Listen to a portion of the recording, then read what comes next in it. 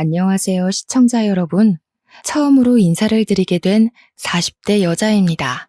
저는 삼형제 중 제일 맏아들인 남편과 결혼해서 지금은 오순도순 행복하게 화목한 가정을 이루며 살고 있습니다. 하지만 온 가족이 하나 되어 지내게 된 지는 오래되지 않았습니다. 서로 켜켜이 묵은 오해들이 있기도 했고 시기 질투하는 행동들이 있기도 했었어요. 물론 한평생을 남으로 살아온 사람들이 가족이라는 틀로 갑자기 묶이게 되니까 그런 모습이 나올 수밖에 없긴 하겠지만요. 현명하게 또 깔끔하게 모든 오해를 풀고 대처를 했던 저희 가족의 지난 이야기를 한번 풀어보려고 합니다. 그럼 지금부터 제 시집살이 아닌 시집살이 이야기를 한번 시작할게요. 끝까지 재미있게 들어주시면 감사하겠습니다. 앞에서 말씀드렸듯이 저는 삼형제 중 장남에게 시집을 가게 되었습니다. 아들만 줄줄이 셋인 집이고 딸이 귀한 집이라면서 시부모님이 저 결혼할 때 제발 손녀딸 한번 안아보는 게 소원이라고 하셨어요. 저는 소원이라고까지 오버해서 말씀하실 필요가 있나 싶었는데 동서들도 줄줄이 아들만 낳았더라고요. 어쩐지 저 결혼할 때 손 꼭 잡고 딸 이야기만 하신다 싶었죠. 우리 남편이 저랑 유학 시절에 만나서 공부를 마치고 결혼을 하게 된 케이스라 삼형제 중에서는 가장 늦게 결혼을 하게 되었습니다. 다행히 시부모님께서 순서에 상관없이 짝만 맞으면 빨리 결혼해라 주의였기에 장남이 장가를 못 갔음에도 둘째 서방님, 셋째 서방님 모두 일찍 결혼을 하셨어요. 동서들은 그러니까 시부모님과 저와 훨씬 오래된 사이고 사이도 좋았습니다. 저희 시모가 항상 며느리들이 최우선이다 하시면서 배려도 많이 해주시고 챙기기도 많이 해주셨거든요. 저희 남편의 공부가 끝나질 않아서 저희는 결혼식만 후다닥 한국에서 치르고 다시 해외에 돌아가서 남편의 공부를 끝마칠 때까지 있었어요. 명절이라고 한국에 들어갔다 나왔다 할 형편도 그때는 되지 못해서 시댁 식구들이랑 친하게 지낼 수 있는 시간이 확실히 부족하긴 했습니다. 그래도 요즘은 휴대폰이 워낙 좋으니까 가족 단톡방이라는 게 존재하는 덕분에 그럭저럭 한국살의 이야기도 들을 수 있었고 시댁 행사도 들을 수 있었어요. 시부모님은 건물을 두 채 가지고 계신 분들이셨는데 한 개는 상가 건물이셨고 한 개는 주택이라서 상가 건물에서 수익이 좀 나는 정도였습니다. 그런 이야기들을 단톡방으로 듣고 있으니 저도 빨리 한국에 가서 얼굴 마주하고 이야기를 나누고 싶었어요. 워낙 단톡방에서도 동서들도 시부모님과 허물없이 이야기를 하다 보니까 좀 부럽더라고요. 둘째 동서는 의젓하게 의견들을 조합해서 어디 여행이라도 갈라치면 계획을 짜는 사람이었고 막내 동서는 애교가 많은 타입이었습니다. 저는 워낙 조용조용한 성격이라 확실한 캐릭터를 가지고 있는 동서들이 부러웠죠. 남편과 제가 만나게 된 이야기를 잠깐 하자면 우리 남편은 대학원을 진학한 인재였고 당연한 수순으로 유학길을 밟은 엘리트였습니다. 저는 대학을 졸업하고 취업도 되지 않고 삭막한 대한민국에서 벗어나 자유를 찾아보고자 워킹 홀리데이를 신청해서 외국으로 왔고요. 워킹 홀리데이로 왔으니 고삐 풀린 망아지처럼 놀다가도 낮에는 레스토랑에서 아르바이트를 하며 돈을 모았어요. 그때 남편은 제가 일하던 레스토랑에서 늘 점심을 먹었습니다. 그 동네가 한국 사람들이 잘 없기도 하고 남편은 매번 같은 메뉴만 먹던 사람이라 좀 궁금해졌어요. 생긴 것도 꽤 멀끔하고 늘 신문이나 영어가 잔뜩 쓰여있는 책을 읽던 남편에게 조심스럽게 이야기를 걸었고 어느 날부터는 점심을 저와 함께 먹게 되었습니다. 자상한 면모가 넘치던 남편에게 제가 홀딱 반해버렸고 저희는 결혼을 꿈꾸게 되었죠. 남편의 동생들, 그러니까 서방님들은 일찌감치 회사에 다니고 있었고 다복한 가정을 꾸리라는 시부모님의 염원대로 결혼도 일찍 했더라고요. 당시 갓난아기이던 조카들을 보여주는데 어찌나 귀엽던지 저도 남편의 아이를 낳으면 이런 모습의 아이가 태어날까 꿈도 꾸게 되었습니다. 아무튼 이미 동서가 둘이나 생긴 마당에 잘 지내봐야겠다고 생각하면서도 시차 때문에 자주 연락을 할 순 없었어요. 저희가 잠깐 한국에 2주일 정도 나가서 결혼식만 딱 올릴 때 그때 만나 밥 한 번 먹고 인사하고 한 게 가족 만남의 끝이었습니다.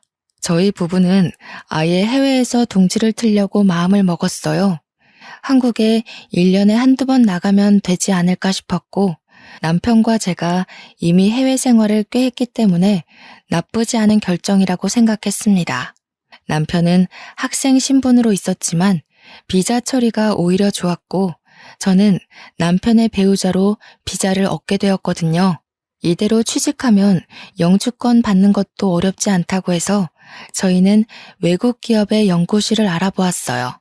그런데 그때 한국에 있는 유명한 제약회사에서 남편에게 개인 연구실을 주겠다는 제안이 온 겁니다. 제품 개발에 참여하면서 개인 연구실을 주고 연봉도 꽤 좋은 조건으로 맞춰주겠다고 했어요. 그때 저희는 조금 고민이 되더라고요. 외국 기업이 좀 더 자유로운 사내 문화가 있지 않을까? 지금 와서 한국에 가면 우리가 적응할 수 있을까 하는 고민들이요. 그런 고민들이 무색하게 제가 임신을 했다는 사실을 알게 되었고 남편은 서둘러서 한국으로 들어가기로 결심을 했습니다. 하지만 학교에서 하던 연구까지는 마치고 돌아가야 한다는 조건이 있었기 때문에 만삭 때쯤에나 한국으로 들어갈 수 있게 되었어요. 6개월이 넘는 시간 동안 남편은 일을 빨리 마치기 위해 열심히 밤샘 연구를 하게 되었고 저는 태교에 집중했습니다. 한국에 있는 조리원이 좋다고 하던데 엄마한테 예약을 해달라고 연락도 하고요. 몇 년 만에 한국에 가는 건지 설레는 마음으로 디데이를 세기도 했습니다. 하지만 모든 게 계획대로 착착 움직여지지는 않죠. 임신 8개월쯤 드디어 귀국 일주일 남겨두고 뱃속의 아이가 뭔가 잘못된 건지 배가 너무나도 아파오기 시작했습니다. 서둘러 응급실로 향했고 조산으로 아이를 낳게 되었습니다. 한국말로는 팔싹동이라고 하죠. 아이가 조금 작게 태어난 탓에 인큐베이터 안에서 몇 개월을 더 지내야만 했어요. 당연히 귀국은 미뤄지게 되었고 출생신고도 외국에서 하게 되었습니다. 몸조리를 하고 아이가 장시간 비행을 할 수 있는 체력이 올 때까지 기다리느라 6개월을 더 외국에서 보내야 했어요. 당연히 부모님도 시부모님도 너무나도 안타까워하시면서 아이와 산모가 건강하게 비행할 수 있을 때까지 기다려 주셨습니다. 가족들이 그렇게 저희 편에서 이야기를 해주실 때마다 오히려 죄송스럽더라고요. 몇 년 만에 돌아가는 건데 얼마나 기다리셨을까 싶어서요. 그리고 남편을 스카우트한 회사도 걱정이 되었죠. 당장 6개월이라는 시간이 밀리게 되었으니까요. 하지만 남편의 회사에서도 미뤄진 우리의 귀국을 기다려 주시기로 했습니다. 지역 특성상 아이의 출생 신고를 더는 미룰 수 없어 외국 국적을 가지게 된 게 조금 까다롭긴 했지만 한국으로 간다는 사실이 너무 설레어서 다 괜찮았어요. 거기다가 저희 아이의 성별이 딸이었거든요. 딸 타령을 하시던 시댁에서는 완전 경사났다고 너무나도 좋아하셨어요. 물론 저희 집에서는 그래도 장남인데 아들을 낳아서 대를 이어야 하는 거 아니냐고 좀 서운해하셨지만 저희 집 대를 잇는 것도 아닌데 왜 그러냐 하고 말았죠. 알고 보니 시부모님이 딸을 원하셨던 걸 모르셔서 제가 미움받을까봐 그런 생각을 하신 거라고 하더라고요. 동선의 아이들이 전부 다 아들이었기 때문에 이 집안의 유일한 딸이 제 아이였습니다. 시부모님이 저희 귀국하는 날 플랜카드까지 만들어 오셔서 저희를 반겨주었어요. 드디어 딸이 태어났다면서 더 미룰 것도 없다고 저희에게 그 상가 건물을 증여해 주신 거예요. 저는 너무나도 깜짝 놀랐습니다. 부모님의 유일한 수입원인 건물을 저희에게 주시겠다고 하니까 제가 남편을 말렸어요. 그거 없으면 시부모님은 뭐 먹고 사시냐 하니까 그동안 모아두신 연금도 있고 노후 자금이 충분하다고 하면서 걱정하지 말래요. 가지고 계신 주택에도 세입자가 있어서 월세 받으신다고 괜찮대요. 그래서 저는 남편에게 그래도 동생들이 서운하지 않겠냐고 좀 나눠야 하는 거 아니냐고 했어요. 남편도 그 부분이 내심 마음에 걸렸던 것 같더라고요. 어릴 때 그 건물을 처음 시부모님이 사셨을 때 남편에게 주겠다고 이미 신신당부를 하셨었대요. 그래서 건물 이름도 남편 이름을 따와서 지었다고 했는데 그거는 시부모님의 사정이지 자식들의 사정은 아니니까요. 시동생들은 남편에게 걱정하지 말라고 그 건물은 원래 형 것이었고 자기들도 부모님께서 읽어낸 재산 중 일부를 아이 낳았을 때 받았다고 했대요. 남편은 동생들에게 지분을 나눠 갖자고 끝까지 우겼지만 동생들이 서로 양보하고 받지 않겠다고 했답니다. 원래부터 건물은 형 준다고 했었고 그동안 세금 문제도 형이 해결하지 않았냐고 이것까지 받으면 본인들이 양심 없는 거라 했대요. 저와의 결혼 전 사정은 제가 자세하게 몰라서 더 설명하긴 어렵지만 형제들끼리 끈끈한 무언가가 있는 듯 했습니다. 저희는 하루아침에 한국에 들어와서 엄청나게 좋아진 살림살이를 꾸릴 수 있었어요. 억대 연봉의 연구원인 남편 손에 상가 건물까지 들어왔으니까요. 시부모님은 웃으면서 저에게 다 딸을 낳아서 이런 복이 있는 거라고 하시며 제 딸을 하루 종일 물고 빨고 하셨습니다. 물론 저희도 나름 고충이 있긴 했죠. 한국 세금이 또 어마어마하잖아요. 증여세가 부담되긴 했지만 남편이 해외 연구실에서 모은 돈과 연봉도 좋으니 대출을 좀 받아서 처리했습니다. 어여쁜 딸도 있고 든든한 남편도 있고 보고 싶었던 부모님도 있고 새로 생긴 시댁 식구들까지 있으니 한국이 너무 좋았습니다. 파트타임 아르바이트를 하지 않아도 되고 생활비를 펑펑 써도 넉넉하게 살 수 있었으니까요. 물론 월세의 일부는 시부모님께 용돈으로 드리기도 했지만 그래도 통장에 쌓이는 돈은 무시할 수 없었어요. 상가 건물이 강남에 있었던 것도 아니고 중랑구에 있었는데도 주변 인프라가 좋아서 그런지 비어있는 공실이 없었습니다. 그 덕에 꼬박꼬박 쌓이는 월세가 저의 기분을 배로 더 좋게 만들었어요. 한국에 들어와서 처음으로 맞이하는 시댁 식구들끼리의 식사 자리가 마련되었어요. 시댁에서 밥을 먹자 하셔서 시댁으로 갔는데 둘째 동서가 저를 엄청 환한 얼굴로 맞이해 주더라고요.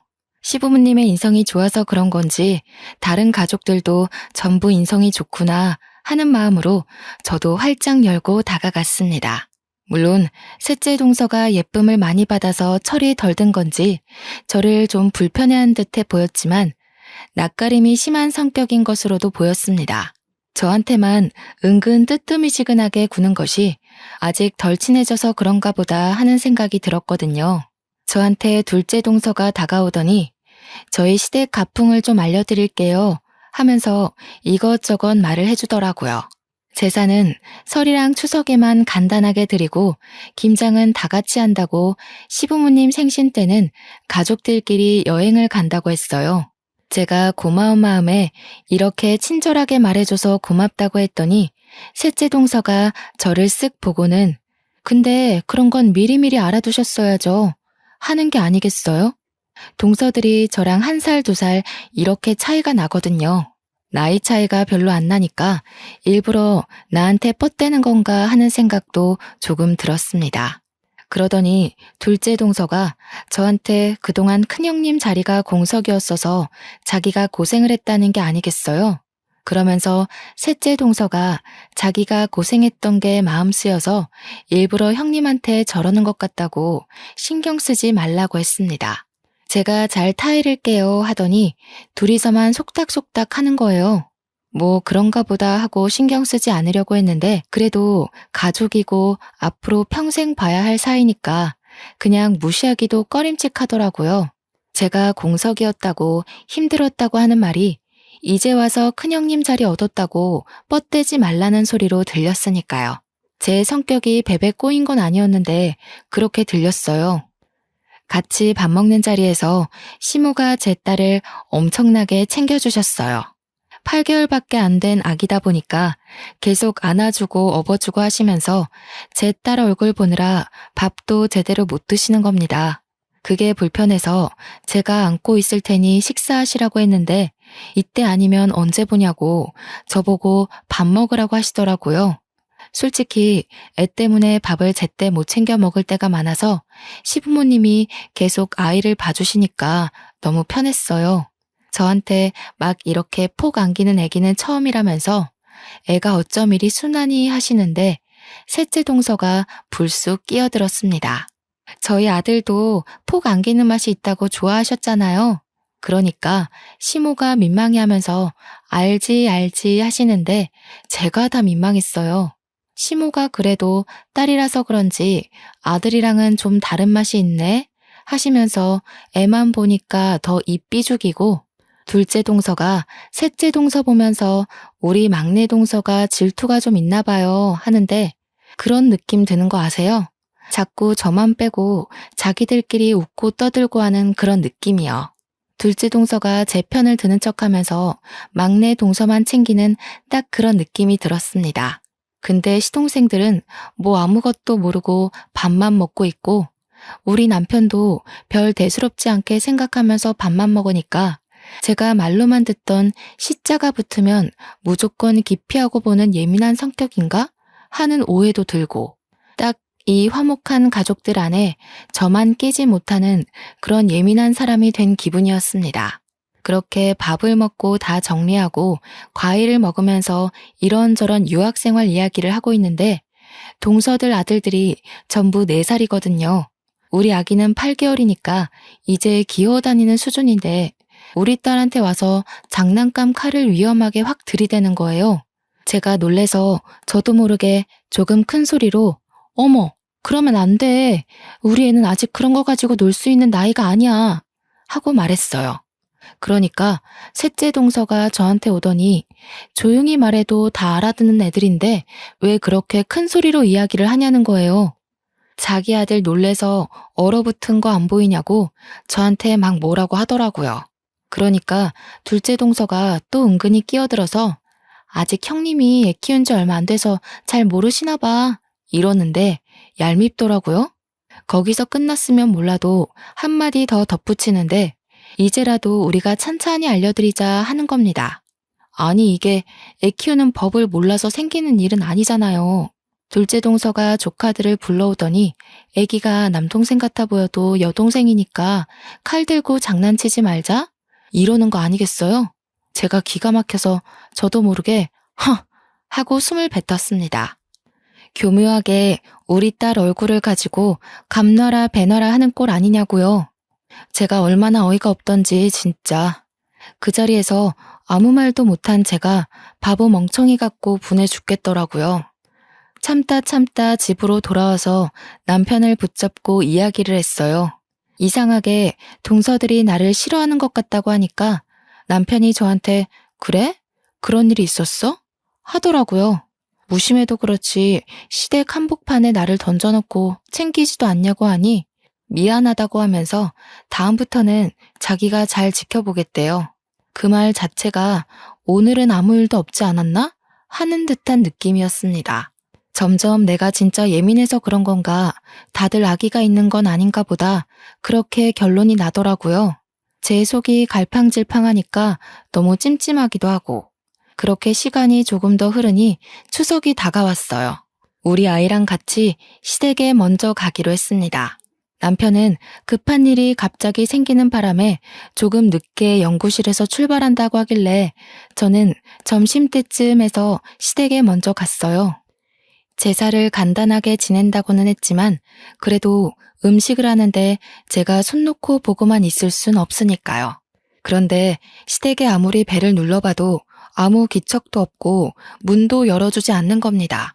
시모에게 전화를 해봐도 무응답이고 동서들도 제 전화를 받지 않았어요. 연구실에 있는 남편에게 전화해봐야 조금만 기다려봐. 장 보러 가셨나? 하는 말만 돌아오고요. 그렇게 1시간을 넘게 기다리니 시모에게 전화가 오더라고요. 저 문 앞에서 기다리다가 아무 기척도 없어서 근처 카페에 왔어요. 하고 말씀을 드리니까 시모가 화들짝 놀라시는 거예요. 오늘 늦게 온다고 하지 않았니? 잠깐만 기다리렴 하시더니 동서들이랑 우르르 집으로 오시는데 목욕 바구니를 들고 계셨어요. 셋째 동서가 저한테 아니 왜 벌써 오셨어요? 늦게 오시는 줄 알았는데 이러더라고요. 집에서 애 키우시면서 늦는다고 통보하셨길래 친정 갔다 오시는 줄 알았다고 은근히 비꼬면서 이야기하는 겁니다. 제가 분명 둘째 동서가 몇 시쯤 오냐고 미리 전화가 왔었기에 점심때쯤이면 갈 수 있을 것 같다고 했거든요. 아이 11시쯤 낮잠 한숨 재우고 갈 거라고요. 저도 참기 힘들어서 둘째 동서한테 내가 점심때쯤 간다고 했잖아 동서 이러니까 자기네들은 오전에 이미 모였대요.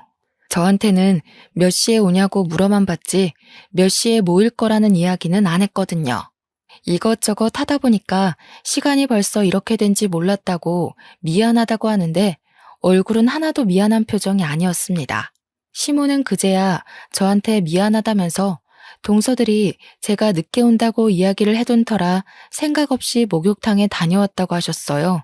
이게 뭐 시모의 잘못은 아니니까 제가 괜찮다고 하긴 했는데 느낌이 딱 쎄하게 오더라고요. 저만 빼놓고 목욕탕에 가서 자기들끼리 의리를 다지기 위함인가 그런 큰 그림인가 싶었어요. 시모가 매번 모이면 목욕탕에 간다면서 다음에는 같이 시간 맞춰서 가자고 하셨습니다.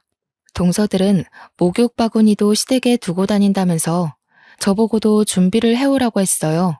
그래서 저는 그냥 알겠다고 대답을 했죠. 다음에는 꼭 껴달라며 일부러 애교스럽게 이야기를 했습니다. 근데 그때 셋째 동서가 쓱 끼어들어서 제 눈을 딱 마주치고 이야기를 하더라고요. 큰형님은 외국에 오래 계셔서 같이 목욕하는 문화가 불편하신 거 아니에요? 그래서 늦게 오신다는 줄 알았는데 이러는 겁니다. 그러자 시모가 또 제 눈치를 보면서 아이고 그럴 수도 있겠네. 미안하다 미안해 하시는 거예요. 제가 일부러 애교 있게 다음에 껴달라고 했는데 대놓고 싫다는 식으로 말을 하니까 그것도 제 핑계를 대면서요. 제가 외국에서 오래 있었다고 해봐야 한국에서 지낸 시간보다 길진 않잖아요. 저 말 자체가 저보고 목욕탕 모임에 낄 생각하지 말라는 말로 들렸어요. 그렇게 어영부영 불편한 분위기 속에서 제사 음식을 하고 저녁 준비도 했어요. 남편이랑 시동생들도 전부 모인 자리에서 다 같이 저녁밥을 먹는데 저희 애가 다다음 주에 돌이었거든요. 그래서 돌잔치 이야기가 나왔습니다. 셋째 동서가 또 핀잔 주듯이 요즘 누가 돌잔치를 하냐면서 형님네 하실 거예요? 하고 묻더라고요. 그러면서 둘째 동서랑 또 서로 짝짝꿍이 맞아가지고는 자기네 때는 크게 잔치를 여는 게 유행이었다지만 요즘은 직계 가족끼리만 모여서 조촐하게 하는 게 유행이라 하더군요. 저희도 이미 직계 가족들끼리만 하려고 장소를 다 대여해둔 상황이었어요. 그래서 우리도 스몰 웨딩처럼 스몰 돌잔치를 할 거라고 했어요. 그러니 셋째 동서가 그제야 속내를 털어놓더라고요. 아, 부담되겠네.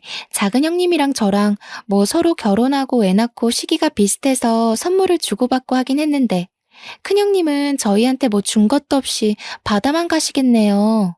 그러니까 남편이 제가 했던 말이 기억이라도 난 건지 눈살을 찌푸리면서 셋째 동서한테 한마디 하더라고요. 빈손으로 와도 아무 소리 안 할 테니까 마음이나 곱게 준비해서 오라고요. 우리 남편이 평소에 말을 예쁘게 부드럽게 하는 편인데 툭 쏴서 이야기를 하니까 다른 가족들도 전부 꿀먹은 벙어리가 됐어요. 저도 짜증이 났지만 남편이 저렇게 말해주니 고마워서 끄덕이면서 남편 편을 들었죠. 그러니 둘째 동서가 거기서 분위기를 푼답시고 한 소리가 글쎄 분위기를 더 쎄하게 만들었습니다. 그래도 형님네는 건물 받으셨으니까 평생 선물 다 받은 거나 마찬가지죠 뭐. 시부모님도 얘네가 왜 이러나 하는 눈빛으로 동서들을 보고 표정을 싹 고치시는데 둘째 동서랑 셋째 동서만 신나서 웃더라고요. 분위기가 이상해진 걸 모르는 척 하는 건지 아니면 모르는 건지 가늠이 안 갔어요. 둘째 서방님이 심상치 않은 분위기에 둘째 동서한테 다 끝난 이야기는 뭐하러 하냐고 핀잔을 주니까 둘째 동서가 아무것도 모른 척 하더라고요. 눈 동그랗게 뜨고서는 내가 뭘? 그냥 축하드린다고 이야기한 건데? 하는데 그 말에 뼈가 있다는 걸 누가 모를까요? 아무리 눈치 없는 사람이 와도 이 분위기가 나를 축하하는 분위기는 아니구나 하고 느낄 정도였어요. 우리 남편이 더 이상은 참기가 힘들었는지 피식 웃으면서 이야기를 이어갔습니다. 내가 이런 말 나올까봐 지분을 나눠 갖자고 그렇게 이야기를 한 건데 우리 동생들이 집안에서 입단속은 잘 안 시키나 봐? 그러니까 되려 동서들이 아니에요 이러면서 헐레벌떡 진짜 순수하게 축하의 의미였다고 이야기를 했어요. 그런데 누가 그 말을 순수하게 믿겠습니까? 시부가 되려 동서들에게 자중하라는 식으로 이야기하시면서 불편한 기색을 내보이고 서방님들도 전부 동서들을 째려보는 걸로 마무리가 됐습니다. 저는 제가 나서서 좋을 게 없다는 걸 알았기에 조용히 밥만 먹었어요. 그렇게 아슬아슬하게 3년이라는 시간을 보냈습니다. 여전히 저는 은근히 왕따를 당하며 온갖 행사에서 배척을 당했어요. 예를 들면 시부모님 생신 때 동서들끼리 선물을 준비할 때도 저한테만 말을 안 해줘서 저만 빈손으로 가기도 했고요. 물론 그 뒤로 더럽고 치사해서 혼자 따로 준비해서 선물을 챙겼죠. 그러니까 오히려 저한테 너무 튀는 행동 하시는 거 아니냐고 서운하다고 하더라고요. 정작 서운한 사람이 누군데 그렇게 말을 하는지. 이런 건 정말 기본 중에 기본이었습니다. 은근히 저랑 불꽃 튀기면서 경쟁을 하려고 하는데 나중에는 제가 지쳐서 그냥 손을 놔버렸어요. 시부모님은 맏며느리가 무뚝뚝한 아이다 라고 생각하시는지 저한테 뭘 바라지도 않으셨고요. 저만 빼놓고 시부모님 모시고 백화점을 간 걸 당당하게 SNS에 올리지를 않나?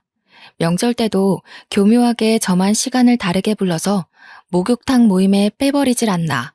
우리 시모는 제가 외국 살다 와서 같이 목욕하는 걸 싫어하는 줄 알고 계속 저를 부르지 않으셨고요.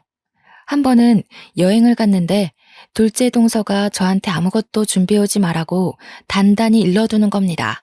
형님이 따로 뭘 챙겨올까봐 오히려 지들이 불편하다면서 만나서 장을 볼 거니까 걱정하지 말라고요.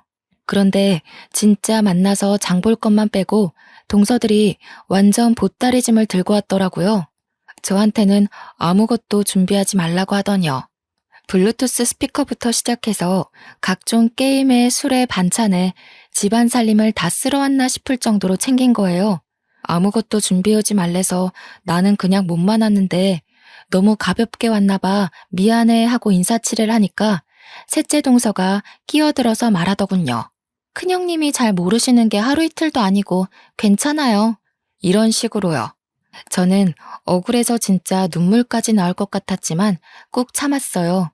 둘째 동서가 얄밉게 저한테 큰형님이 아무거나 준비해 오실까봐 가볍게 오시라고 한 거예요 하는데 도대체 제가 뭘 잘못했길래 이렇게까지 나를 미워하나 싶었습니다. 이게 전부 저를 깎아내리는 말이라는 걸 모를 리가 없으니까요. 너무너무 열이 받았어요. 3년이나 지속된 은근한 따돌림에 제가 먼저 말을 하자니 치졸한 사람이 되는 것 같고 참고 있자니 평생 당할 것 같고 결국 어디 털어놓을 데가 없어서 우리 집 올케한테 얘기를 했어요. 그러니까 올케가 그 집 동서들이 여우네 이러면서 우리 신우가 된통 걸렸네 어쩌면 좋아 이러더라고요. 알면서도 내가 뭘 어떻게 해야 할지 모르겠다고 현명한 방법을 알려달라고 하니까 올케가 저보고 돈지랄을 한번 해보래요. 어차피 살림살이도 넉넉한데 돈 팍팍 써가면서 아예 길을 죽여버리라고요. 완전 최고급으로 코스 짜서 시부모님만 모시고 여행을 한번 다녀오면 다들 분해할 거라고 하길래 해볼까 싶었죠. 그래서 연말에 인천에 있는 5성급 호텔을 예약하고 완전 큰맘 먹고 남편이랑 준비를 했어요. 레스토랑도 완전 야경 잘 보이는 그런 고급 레스토랑 예약까지 다 해두고요. 시부모님 선물도 명품으로 준비했습니다. 우리 가족이랑 시부모님만 해가지고 2박 3일 코스로 놀러가서 일부러 동서들 보라고 SNS에 사진을 막 올려뒀죠. 그랬더니 동서들이랑 저랑 셋이 있는 단톡방에 난리가 난 거예요. 어떻게 자기들만 빼놓고 갈 수 있냐부터 시작해서 좋은 데 가셔서 좋겠다고 난리 법석이더라고요. 그러면서 이제 자기네들이 준비한 건 싸구려라서 성에 안 차시겠다고 앞으로는 형님이 다 하시면 되겠다 하는데 진짜 제 동생들이었으면 한 대씩 쥐어 박았을 것 같아요. 그래도 열등감 폭발하게 만들었으니 이번 작전은 성공인가 싶었죠. 그랬는데 둘째 동서가 저한테 선을 넘더라고요. 건물 받아서 재력 과시하려고 그러시는 거냐면서 없는 사람 서럽게 만든다고 제가 시부모님 모시고 좋은 데 간 게 그렇게 안이 꼽냐고 물어봤습니다. 그러니까 셋째 동서가 단톡방에 장문의 문장을 저에게 보냈어요. 작은 형님께 제가 맨날 들어서 알고 있어요. 큰 형님이 저희 집 작은 형님네 집 전부 무시한 이야기들이요. 국적도 일부러 보란 듯이 외국 국적 가지고 싶어서 거기서 출산하고 오신 거 저희가 모를 줄 알아요? 큰형님이 건물 지분 나누자고 할 때도 싫다고 하셨다면서요. 그래서 아주버님께서 말로만 건물 지분 나누자고 하고 행동은 안 하신 거라던데. 목욕탕 가는 것도 외국에선 그런 남사스러운 짓 안 한다고 우리가 이상한 거라고 하셨다면서요. 제가 처음엔 큰형님 생겨서 정말 좋아했었는데요. 그 이야기 듣고 완전 실망했어요. 그러니까 둘째 동서가 갑자기 나타나서는 아니 무슨 그런 이야기들을 미주알 고주알 다 하는 거야? 하면서 톡방을 나가버리는 겁니다. 저는 셋째 동서의 톡에 정신을 못 차리겠는 거예요. 이게 다 무슨 말도 안 되는 소리인가 싶고 제가 언제 국적 가지고 우스대기를 했나 건물 지분 가지고 아까워하기를 했나 오해가 있어도 단단하게 오해가 있는 것 같아서 셋째 동서에게 바로 전화를 걸었습니다. 한참을 받지 않다가 전화를 받더라고요. 목소리가 이미 저에게 말실수를 했다는 느낌이 팍팍 드는 목소리였어요. 막내 동서, 톡방에 한 이야기들이 다 무슨 말이야? 누구한테 들었어? 이미 엎질러진 물이니까 다 이야기할게요. 전부 다 사실 맞잖아요. 제가 작은 형님께 다 들었어요. 그동안 작은 형님한테 되바라졌다고 그러셨다면서요. 우리 아들이 큰 조카 괴롭힌다고 지 엄마 닮아서 못 되어 처먹었다고 그랬다면서요. 제가 그런 말 듣고도 형님한테 잘 지내자고 할 수 있겠어요? 저는 머리가 핑 도는 기분이었습니다. 결단코 제 가슴에 손을 얹고 그런 말을 한 적이 없었거든요. 제가 미치지 않고서야 그런 이야기를 둘째 동서에게 할 리가 없잖아요. 나는 둘째 동서한테 그런 말 한 적도 없고 따로 톡을 하거나 전화를 한 적도 없어. 오히려 동서들이 나를 싫어한다고 생각해서 더 잘 지내보려고 했지. 그게 무슨 말이에요? 그런 말을 한 적이 없으시다고요? 나도 매번 목욕탕 모임에 끼고 싶었는데 무슨 소리를 하는 거야 정말. 동서들이 나랑 같이 가기 싫어서 은근히 왕따 시키는 거 내가 모를 줄 알았어? 나한테만 매번 언제 모이는지 시간을 알려주지 않았잖아. 그래서 그냥 오후에 시댁에 가기 시작한 거야. 그리고 우리 아이도 조산으로 팔싹동이로 나와서 어쩔 수 없이 인큐베이터 신세를 지느라 외국 국적을 가지게 된 거야. 이 부분은 시어머니께서 잘 설명해 주신 줄 알았는데 왜 내가 외국 국적을 굳이 가지려고 거기서 애를 낳고 오겠어. 하지만 작은 형님이 그러셨단 말이에요. 큰 형님이 저희 무시하려고 일부러 조카한테도 영어로 이야기하고 그런 거라고요. 저희 아이가 4살이 되면서 간단하게 말을 하기 시작했어요. 그때부터 남편과 저는 일부러 아이에게 영어로 말을 걸기 시작했습니다. 요즘 조기 교육이 그렇게 시작된다고 하기도 하고 저희가 나중에는 외국에 다시 나가서 살 생각이 있었기 때문이었어요. 아이 국적이 외국이기도 하고 영어를 어릴 때 친숙하게 받아들일수록 어휘력이 좋아진다고 생각했거든요.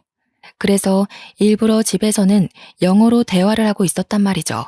아이가 양쪽 언어를 쉽게 받아들였으면 하는 마음에서 한마디로 부모 욕심이었죠.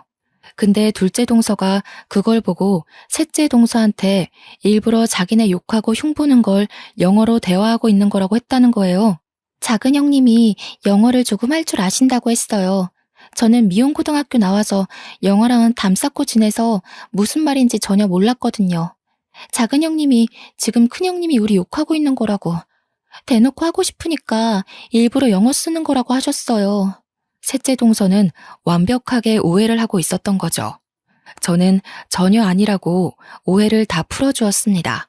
조카들 욕한 적도 전혀 없다고 했고 그동안 둘째 동서가 쌓아둔 이야기를 다 듣고 해명했어요.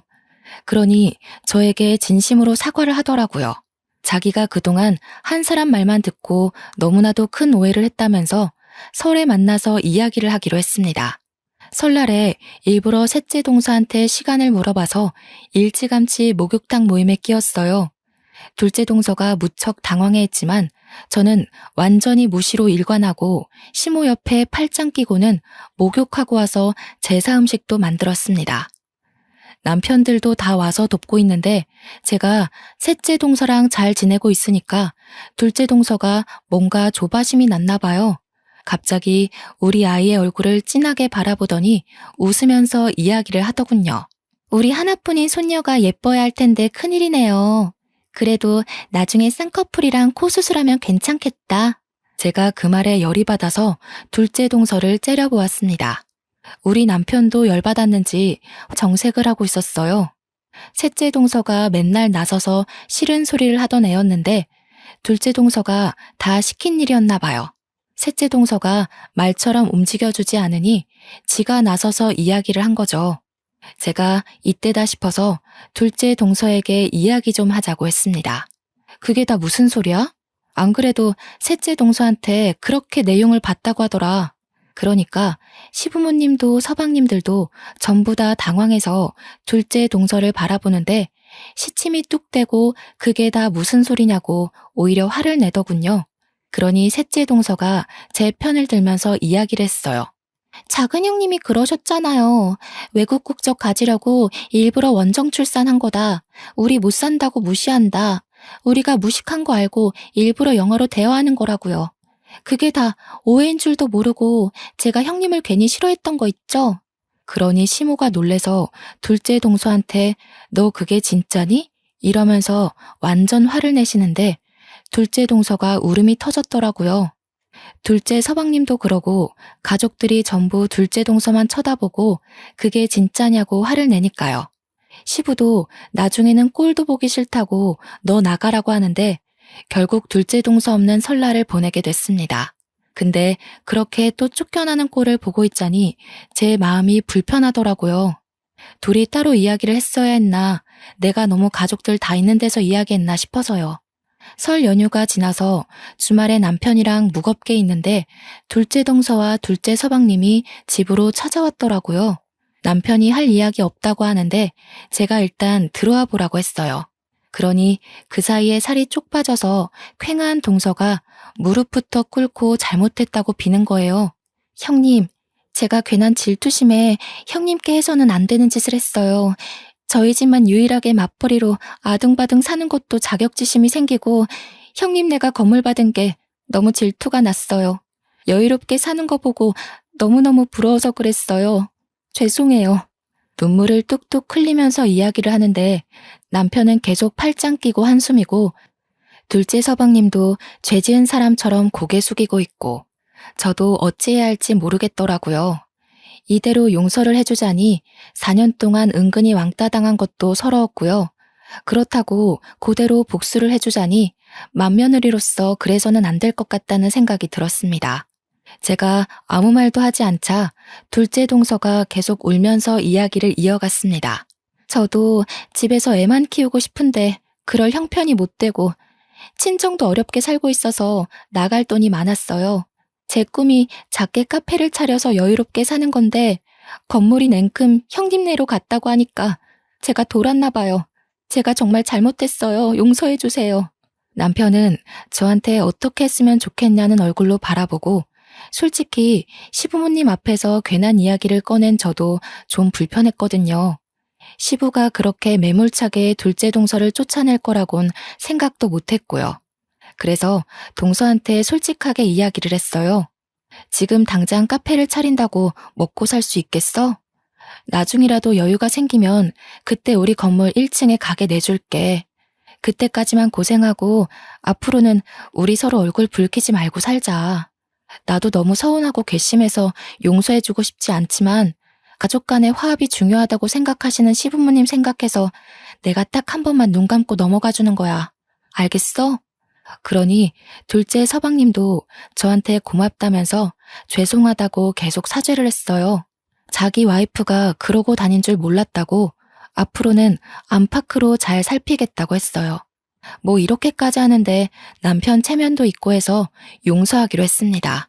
그 뒤로는 둘째 동서가 명절이고 행사고 제 눈치부터 살피고 시댁에서도 제 눈치 살피느라 바쁘더라고요. 셋째 동서는 제 옆에 찰싹 달라붙었는데 요 지집에도 솔직히 박쥐 같은 면모가 없는 건 아니라서 은근히 꼽주면서 지내는 중입니다. 그럼에도 불구하고 가족이라는 끈끈한 터울 안에서 여전히 명절이면 시모와 저와 동서들은 목욕탕 모임을 즐기고 있어요. 캐캐 묵은 때를 벗겨내며 올해는 더 돈독하게 지내자고 서로를 다독여주며 그렇게 살고 있습니다. 한때는 서로 은근히 미워하고 시기하고 질투했다면 지금은 조금 달라진 모습으로 서로를 대하고 있어요. 폭파되었던 단톡방도 다시 활성화되었고 서로 자식들의 교육을 공유하면서 지내고 있습니다. 물론 저도 시댁에서 영어를 쓰지 않기로 약속했고요. 오해가 늘어나면 안 되잖아요. 동서들은 저에게 더 의지하게 되었고 저도 동서들에게 의지하게 되었습니다. 가끔 서로가 오해가 생길 법한 일이 있어도 결국에는 잘 풀어나가는 그런 사이요. 당시에는 이런 관계로 발전될 거라 생각도 못했는데 너무 잘 됐죠? 저도 용서하고 화합하고 나서 든든한 아군이 생긴 것 같아서 너무나도 행복하고 좋습니다. 우리 시부모님도 그런 저희들을 응원해주고 계십니다. 여러분도 캐캐 묵은 때를 벗겨내고 새로운 마음가짐을 가져보시는 건 어떨까요? 앞으로는 미움보다 이해를 하며 살기로 했습니다. 저희 가족의 미래를 앞으로도 응원해주세요.